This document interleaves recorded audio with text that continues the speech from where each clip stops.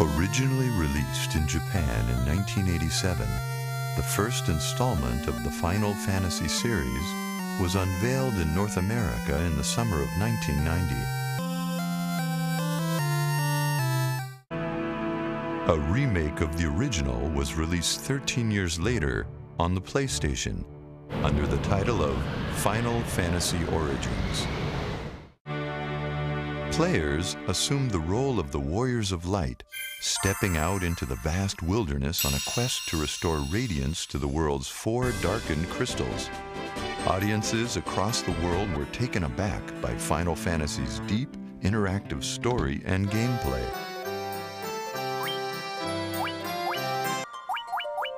Along with naming their characters, players were allowed to assign them classes: Warrior, Monk, Thief, White Mage, Black Mage, and Red Mage were all available to choose from. While further along in the story, players were given the opportunity to attain advanced classes. Battles took place within a side view window displaying both monsters and party members. However, what truly set Final Fantasy apart from other role-playing games of the same era was the detailed battle animation. On-screen graphics would vary depending on what weapons a character had equipped or what magic spells were cast.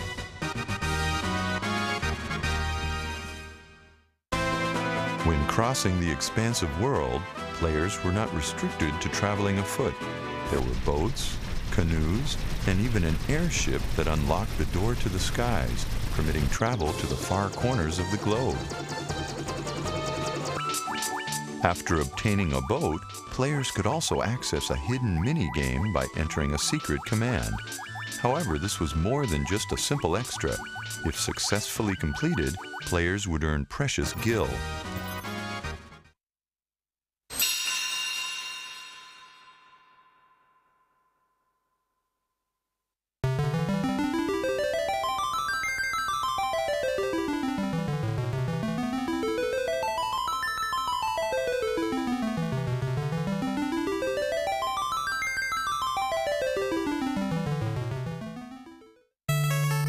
Most players outside of Japan consider Final Fantasy II as a sequel to Final Fantasy. However, that was in fact the 4th game in the series. The actual Final Fantasy II, originally appearing on the family computer in Japan, would not see release in North America until Final Fantasy Origins in 2003.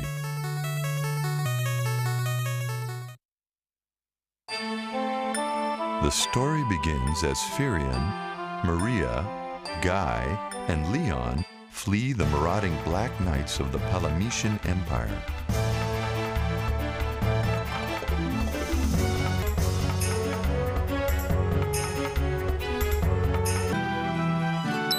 They soon meet a resistance struggling against the Empire's tyranny, and so set out on a quest to restore peace to the world.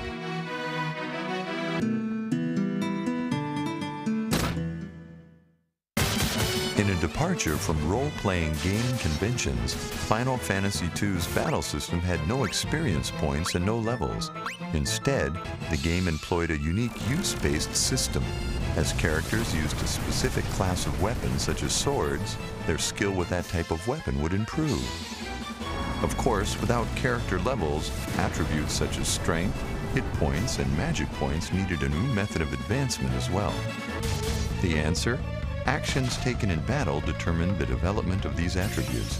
For example, characters that used a large number of magic points to cast spells would see their available magic points increase as the game progressed. Final Fantasy II's innovations extended even to character interactions. During conversations, occasionally key words would appear. These could be memorized and then discussed with other characters to advance the story. This heightened the player's sense of involvement and represented a true revolution for its time. As players explore the world, they meet a wide array of characters, many of whom offer guidance or even join players in battle. These encounters provided some of Final Fantasy II's most dramatic and touching moments. One of these characters bears special mention: the now legendary Cid, who marks his first appearance in the series here as the pilot of an airship who's always ready to ferry the party across the globe.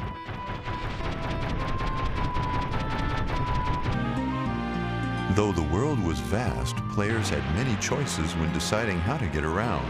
The canoe and boat made their return and were joined by a snowcraft to cross the icy fields of the north. The airship too made an encore appearance, but the list wouldn't be complete without what has become a hallmark of the series, the Chocobo.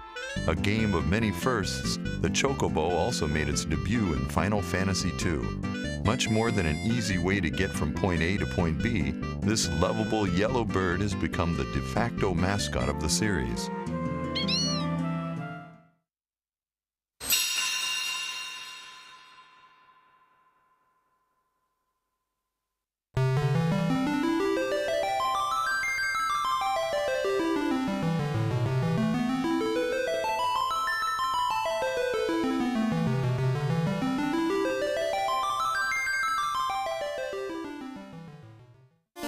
In 1994, Final Fantasy III was released in North America.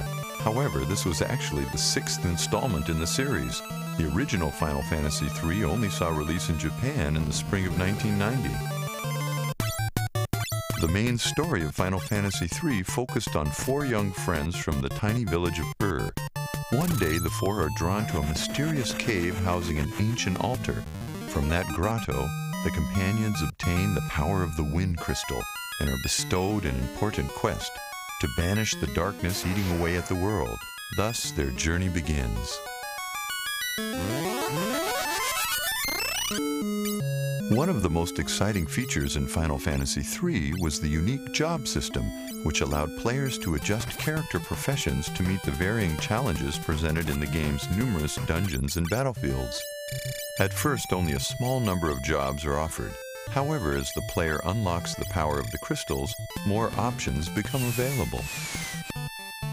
During the hero's adventures, they cross paths with numerous other travelers who join them on their journey. While these companions do not participate in battle, they do play important roles in the story and often assist the heroes by providing them with helpful advice. Several modes of transportation were available, from chocobos to sea ships and even submarines to explore the oceans. Players could also pilot airships, though they were quite different from those appearing in the first 2 games of the series.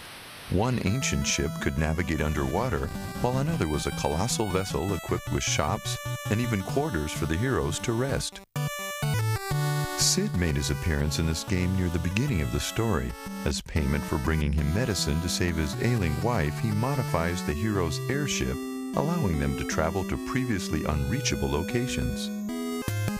Final Fantasy III also marked the birth of summoning magic, a prominent feature in the series. The summoned beasts in this game could only be called forth by 2 specific jobs, evokers and summoners.